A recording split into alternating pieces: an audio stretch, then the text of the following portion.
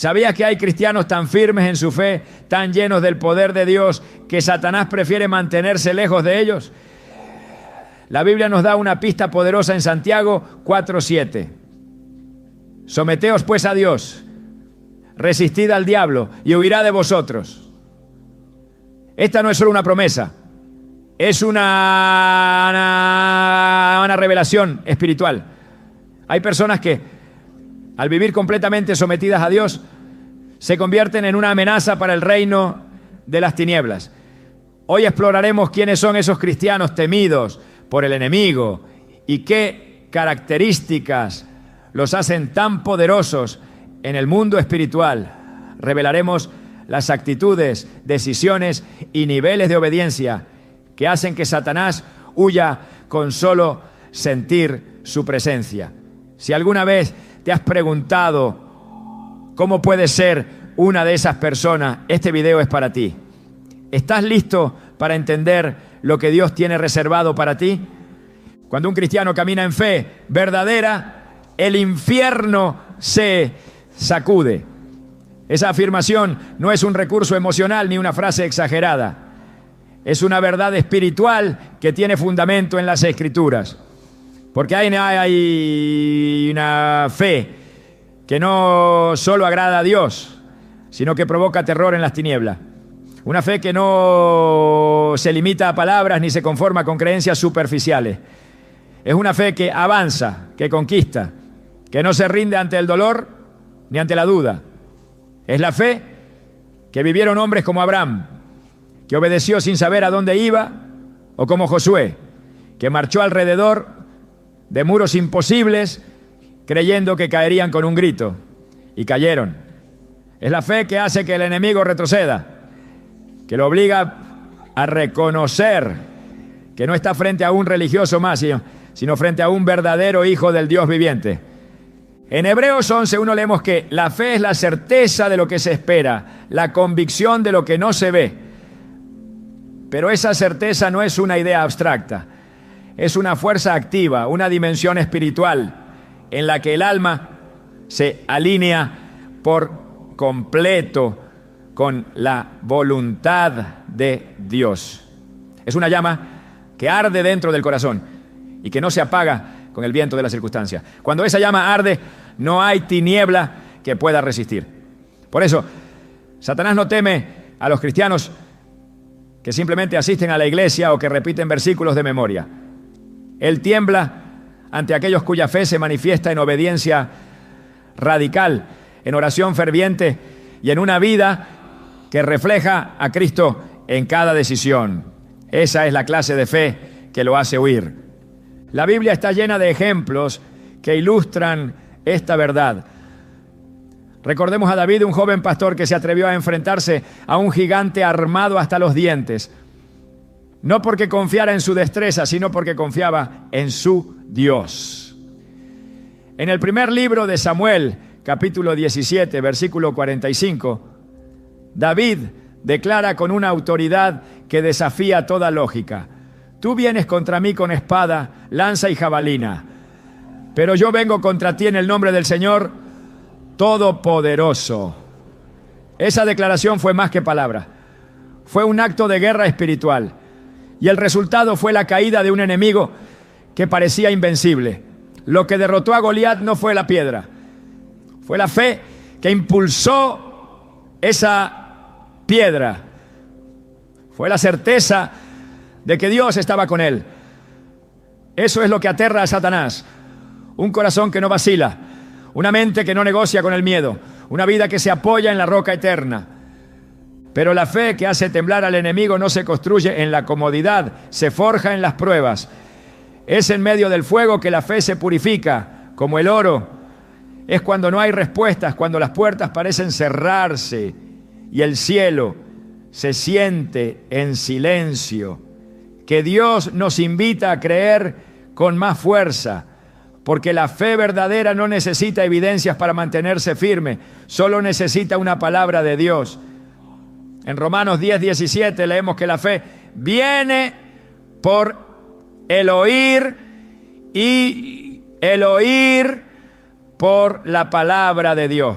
Esto significa que cuanto más nos sumergimos en la palabra, más se fortalece nuestra fe. Y cuanto más firme es nuestra fe, más peligrosa se vuelve nuestra presencia para el enemigo. Una de las historias más poderosas sobre este tipo de fe se encuentra en el Nuevo Testamento. Es la historia de la mujer con flujo de sangre. Durante 12 años sufrió una enfermedad que la aisló, la debilitó y la condenó a la soledad. Ningún médico pudo ayudarla, había perdido todo excepto su fe, y esa fe fue suficiente. En Marcos 5:28 ella dice: si tan solo toco su manto, quedaré sana. No pidió audiencia con Jesús. No necesitó que él le hablara. Su fe la impulsó a actuar. Y ese toque silencioso desató un poder tan fuerte que Jesús se detuvo en medio de una multitud y preguntó: ¿quién me ha tocado? Fue una fe invisible a los ojos humanos, pero irresistible en el mundo espiritual. Ese día no solo fue sanada, fue reconocida por Jesús como una mujer de gran fe. Y donde hay gran fe, hay gran victoria. Cuando un creyente vive así, el infierno lo reconoce. Porque su fe no es pasiva, es una fe que mueve montañas, que cierra bocas de leones, que atraviesa mares en seco. No se trata de una fe decorativa, sino de una fe que enfrenta la realidad con los ojos puestos en lo eterno. Una fe que no se rinde ante el diagnóstico, que no negocia con el pecado, que no se doblega ante la presión del mundo. Esa fe tiene una esencia profética, porque llama a la existencia lo que aún no se ve. Habla como si ya fuera, camina como si ya tuviera, actúa como si ya hubiera vencido. Porque el verdadero creyente no necesita ver para creer, cree para ver. Satanás odia esa clase de fe porque no puede controlarla. No puede manipular a un creyente que no se mueve por emociones, sino por convicciones. No puede distraer a alguien que ha hecho de la palabra su alimento diario, ni puede vencer a quien ha hecho de la oración su escudo y de la obediencia su estilo de vida. Por eso, cuando la fe es genuina, el enemigo se ve obligado a retroceder, no porque el creyente sea perfecto, sino porque está completamente rendido a Dios. Y donde hay rendición verdadera, hay poder sobrenatural. Jesús mismo enseñó esta verdad cuando dijo en Mateo 17:20: si tienen fe como un grano de mostaza, dirán a este monte: pásate de aquí para allá, y se pasará, nada les será imposible. Él no hablaba de una fe ostentosa, sino de una fe pura, pequeña en tamaño, pero gigante en resultado. Una fe que confía sin reservas, que espera sin quejarse, que actúa sin temores. Esa fe cambia atmósferas, abre caminos y desata milagros. Esa fe produce temor en los demonios, porque los confronta con una realidad que ellos ya conocen. Están derrotados. Es importante entender que esta fe no se hereda, no se compra, no se simula, se cultiva y solo puede crecer en un corazón que busca a Dios de verdad. En Hebreos 11:6 leemos: sin fe es imposible agradar a Dios, porque es necesario que el que se acerca a Él crea que existe y que recompensa a quienes lo buscan. La fe activa comienza con una búsqueda apasionada.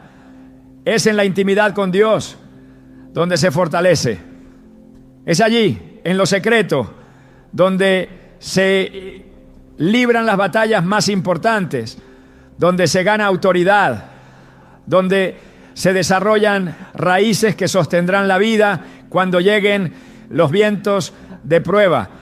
Conocí a una mujer que vivía sola con sus hijos en una zona peligrosa. Su esposo la había abandonado y sus recursos eran limitados. Pero cada mañana se arrodillaba a orar con ellos antes de ir a la escuela. No tenía mucho, pero tenía fe. Un día unos ladrones intentaron entrar a su casa, pero al llegar a la puerta salieron corriendo aterrados.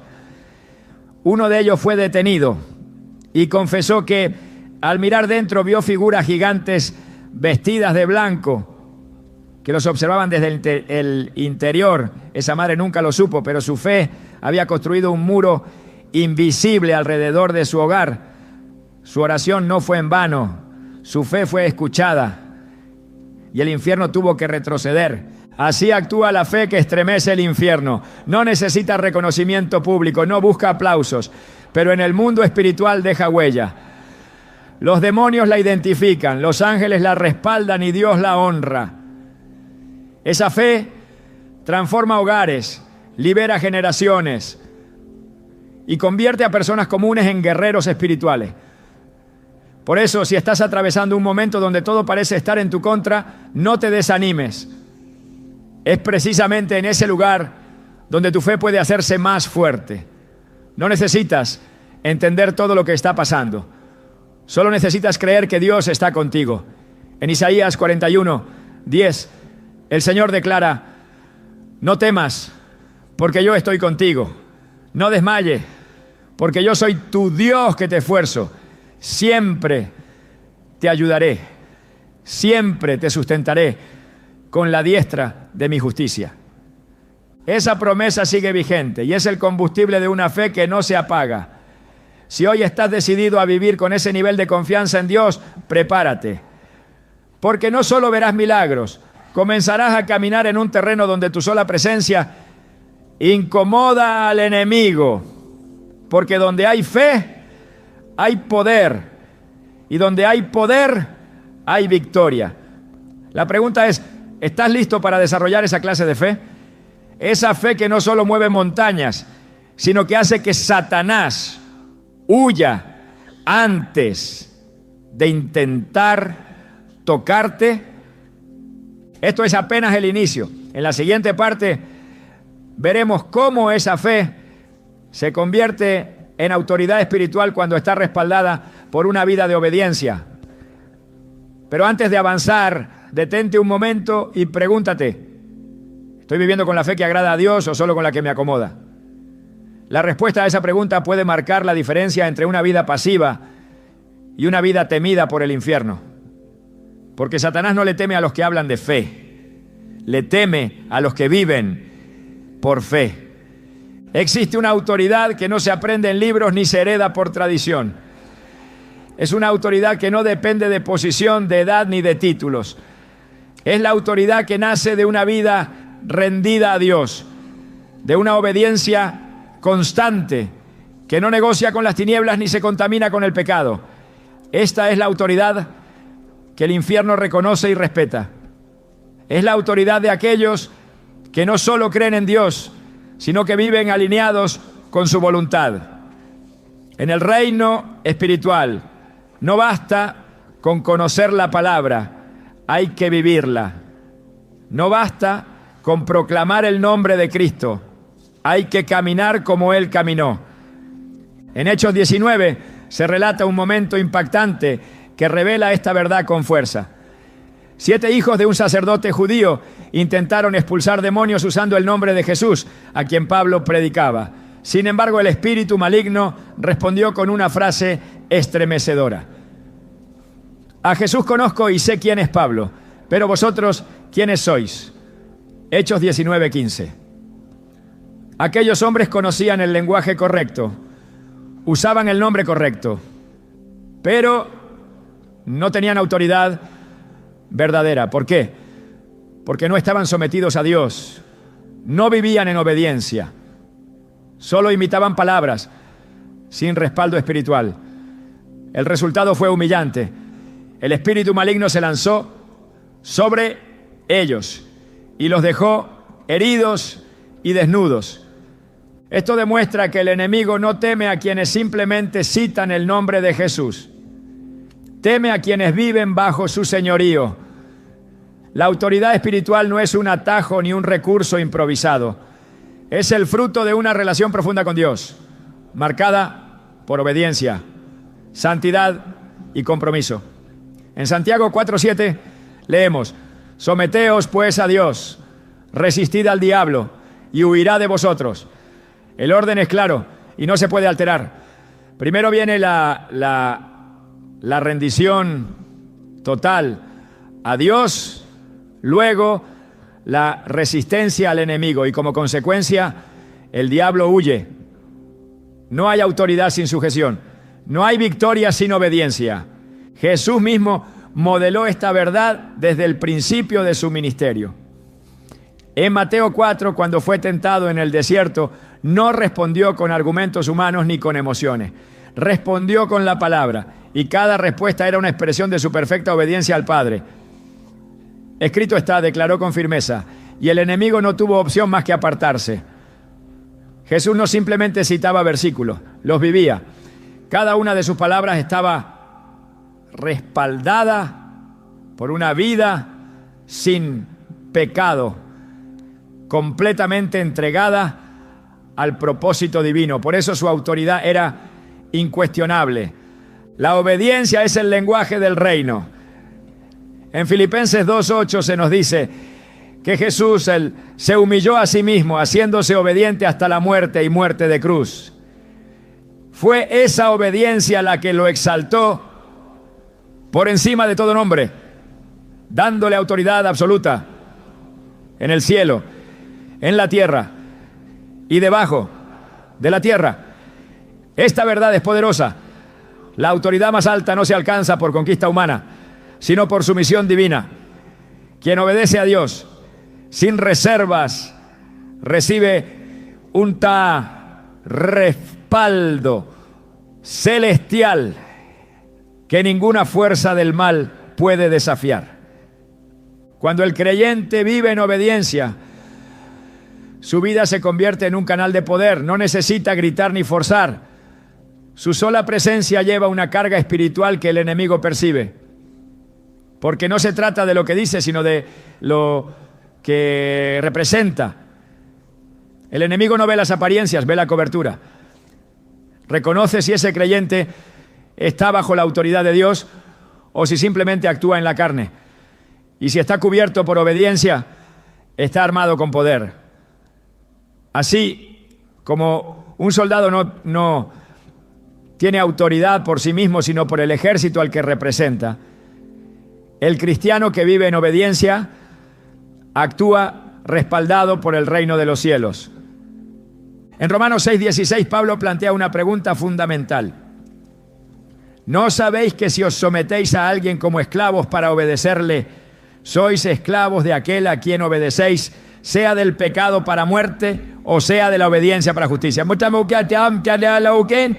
Este principio revela que la obediencia define nuestra posición espiritual. Si vivimos obedeciendo a Dios, nos alineamos con su justicia y esa justicia nos cubre con autoridad. Pero si vivimos obedeciendo nuestros deseos o las ofertas del mundo, aunque proclamemos a Dios con los labios, no tenemos autoridad en lo espiritual. Solo la obediencia nos posiciona bajo el escudo del Altísimo.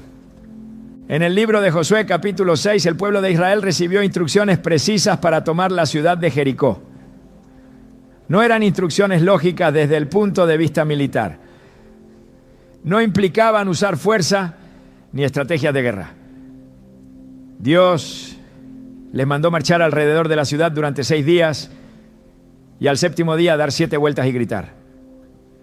La victoria no vino por la fuerza, sino por la obediencia. Al hacer exactamente lo que Dios dijo, sin alterarlo, sin cuestionarlo, los muros cayeron. Esa es la autoridad que impacta el reino de las tinieblas. Obedecer cuando no tiene sentido, confiar cuando todo parece cerrado, seguir la voz de Dios aun cuando parezca irracional. Esta verdad se confirma en 1 Samuel 15:22, cuando el profeta Samuel le dice al rey Saúl: ¿se complace Jehová tanto en los holocaustos y víctimas como en que se obedezca a las palabras de Jehová? Ciertamente, el obedecer es mejor que los sacrificios. Saúl había desobedecido parcialmente, justificando sus acciones con un supuesto bien. Pero Dios no busca obediencia parcial. Él busca entrega completa. Y cuando no hay obediencia genuina, no puede haber autoridad. Saúl perdió el respaldo divino porque no obedeció completamente. Su corona no fue suficiente para detener el juicio. Su posición externa no compensó su rebelión interna. Este principio espiritual se extiende a toda la Escritura. En Mateo 7:21 Jesús advierte: no todo el que me dice, Señor, Señor, entrará en el reino de los cielos, sino el que hace la voluntad de mi Padre que está en los cielos. Hacer su voluntad es obedecer. No se trata de profesar una fe superficial, sino de vivirla en la práctica diaria. El enemigo reconoce al creyente que no solo dice, sino que hace. Porque quien vive conforme a la voluntad de Dios, tiene una unción que no se ve, pero que se siente. Tiene una cobertura que no se puede falsificar, ni imitar, ni comprar. Solo la da la obediencia. En el mundo espiritual hay cristianos conocidos en el cielo y temidos en el infierno. No porque sean populares, sino porque viven en integridad. No porque tengan grandes plataformas, sino porque tienen un corazón rendido. La obediencia es la raíz que sostiene toda autoridad. No se trata de fuerza humana, sino de alineación divina. Cuando el creyente se somete a la palabra de Dios, cada paso que da está acompañado por el respaldo del cielo. Esa persona no necesita impresionar a nadie. Su vida misma es una proclamación silenciosa que dice: estoy bajo autoridad y por eso tengo autoridad. Esto también se ve reflejado en el centurión que se acercó a Jesús en Mateo 8. Le rogó que sanara a su siervo, pero le dijo algo impresionante: Señor, no soy digno de que entres bajo mi techo. Solamente di la palabra y mi criado sanará. Porque también yo soy hombre bajo autoridad y tengo bajo mis órdenes soldados. Este hombre entendía que la autoridad espiritual está directamente relacionada con la obediencia. Y Jesús quedó asombrado. Dijo que no había hallado tanta fe ni aún en Israel. Este centurión no era parte del pueblo de Dios, pero comprendía un principio espiritual que muchos aún hoy ignoran. Para ejercer autoridad, primero hay que estar bajo autoridad. Cuando el enemigo observa a un creyente que obedece a Dios en lo secreto, que guarda su corazón, que no transige con el pecado, sabe que no está tratando con alguien común. Sabe que cada palabra que sale de su boca tiene peso, que cada oración que eleva al cielo lleva fuego, que cada decisión que toma refleja la voluntad de Dios. Ese creyente puede caminar en medio de las tinieblas y permanecer firme. Puede enfrentar tormentas y no tambalear. Puede atravesar pruebas sin perder su paz. Porque su fuerza no viene de sí mismo, sino del respaldo del cielo. En Efesios 6, Pablo habla de la armadura de Dios y dice: revestíos de toda la armadura de Dios para que podáis estar firmes contra las acechanzas del diablo. Esa armadura incluye la justicia, la verdad, el evangelio, la fe, la salvación y la palabra. Pero no basta con conocerla, hay que vestirla. Y vestirla implica vivir en obediencia diaria. Solo así se puede resistir, solo así se puede vencer, porque no se trata de recitar fórmula, sino de caminar en santidad. La autoridad que hace huir a Satanás no se manifiesta en momentos de espectáculo, se manifiesta en los actos cotidianos de fidelidad. Cuando eliges la verdad en lugar del engaño, cuando decides perdonar en lugar de vengarte, cuando das un paso de fe aunque todo te invite a retroceder. Es allí donde la obediencia se convierte en espada y la espada en victoria. Porque cada decisión que honra a Dios debilita al enemigo. Cada acto de obediencia clava una estaca en el terreno del reino. Cada vez que obedeces, aunque nadie te vea, el cielo toma nota y el infierno retrocede. En el reino de los cielos no hay atajos para obtener autoridad. No hay fórmulas mágicas ni discursos que sustituyan la obediencia. La verdadera autoridad espiritual nace en el altar. Crece en la intimidad con Dios. Se fortalece con cada renuncia al yo. Y esa autoridad no solo transforma tu vida, sino que te convierte en un instrumento poderoso para liberar, restaurar y edificar. No es posible vivir una vida de doble ánimo y esperar caminar en poder. La obediencia no es una opción, es el fundamento. No se trata de perfección, sino de entrega total. Y cuando Dios encuentra un corazón así, lo unge con una autoridad que ninguna fuerza demoníaca puede resistir. Así como el enemigo reconoció a Jesús y a Pablo, también reconoce a quienes han sido formados en obediencia, a quienes no viven para sí mismos, sino para la gloria de Dios, a quienes aún en medio de la presión eligen honrar a su Señor. Y cuando ve a uno de esos no lucha, huye, porque sabe que está frente a alguien que no habla desde la carne, sino desde el Espíritu. Y contra el Espíritu de Dios no tiene defensa. La pureza espiritual no es una opción secundaria para el creyente, es un campo de batalla decisivo. En un mundo donde lo impuro se celebra, la santidad se vuelve un acto de resistencia. La pureza es más que una característica moral. Es una estrategia de guerra que desarma al enemigo. Satanás no puede operar en un territorio que ha sido consagrado a Dios. La pureza no solo protege, también ataca. Cada vez que alguien decide caminar en integridad, rompe una cadena. Cada vez que rechaza el pecado, corta una raíz. Cada vez que se aparta del mal, activa la protección divina. La pureza es fuego para las tinieblas.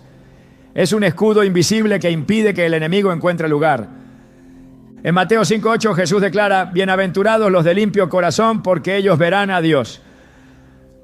Esta afirmación no solo promete una recompensa futura, habla de una realidad presente. El que tiene un corazón puro percibe a Dios en cada paso, discierne su voluntad y camina con claridad. El enemigo sabe que no puede confundir a quien camina con los ojos puestos en la luz. Por eso ataca la pureza con tanta insistencia. La contaminación no siempre llega de forma abrupta. A veces entra como una sugerencia sutil, como una justificación razonable, como una pequeña concesión. Pero cada desvío abre una puerta, y cada puerta abierta da acceso al adversario. La pureza, en cambio, cierra toda entrada. No deja grietas, no hace pactos, no tolera sombras. El llamado a vivir en pureza no es nuevo. Desde el principio, Dios ha demandado santidad de su pueblo. En Levítico 19:2 ordenó: santos seréis, porque santo soy yo, el Señor vuestro Dios. Esta exigencia no era una carga religiosa, era una protección. Dios sabe que el pecado no solo destruye la relación con Él, también expone al creyente a la influencia de fuerzas espirituales contrarias. Un corazón dividido no puede resistir. Un alma contaminada no puede discernir. La pureza, en cambio, preserva la sensibilidad espiritual. Permite escuchar la voz de Dios con claridad y reconocer el engaño del enemigo desde lejos. Cuando un creyente vive en pureza, el enemigo lo identifica como territorio prohibido. No porque no intente atacarlo, sino porque no encuentra acceso. En 2 Timoteo 2:21 leemos: así que si alguno se limpia de estas cosas, será instrumento para honra, santificado, útil al Señor y dispuesto para toda buena obra. Esa limpieza no es solo interna, también se refleja en las acciones, en las decisiones, en los pensamientos que se eligen alimentar. Ser útil para el Señor implica estar separado del mundo y consagrado a su propósito. Y esa consagración no es emocional, es práctica, diaria, firme. En el Salmo 24, el salmista hace una pregunta fundamental: ¿quién subirá al monte del Señor y quién estará en su lugar santo? La respuesta es directa: el limpio de manos y puro de corazón. Este pasaje no habla de apariencia, sino de condición interior. No se trata de reputación, sino de realidad espiritual. Solo quien vive en pureza puede permanecer en la presencia de Dios. Y solo quien permanece en esa presencia puede caminar en autoridad. El enemigo no teme a los religiosos, teme a los puros. Porque donde hay pureza, hay luz. Y donde hay luz, no hay lugar para él. La historia de José en Egipto es un ejemplo contundente. Fue tentado por la esposa de Potifar, presionado a caer en un pecado que nadie hubiera descubierto. Sin embargo, respondió con una frase que revela la conciencia espiritual de un hombre puro. ¿Cómo pues haría yo este grande mal y pecaría contra Dios? Génesis 39:9. No estaba preocupado por su imagen ni por las consecuencias sociales. Su preocupación era no ofender a Dios. Esa actitud no lo llevó inmediatamente al trono, lo llevó a la prisión. Pero en esa prisión, su pureza lo mantuvo firme y su firmeza lo llevó al favor. Porque cuando alguien se niega a contaminarse, Dios se encarga de exaltarlo a su debido tiempo. Daniel también fue probado. En un ambiente pagano, rodeado de influencias contrarias, decidió en su corazón no contaminarse con la comida del rey. Su decisión no fue alimentaria, fue espiritual.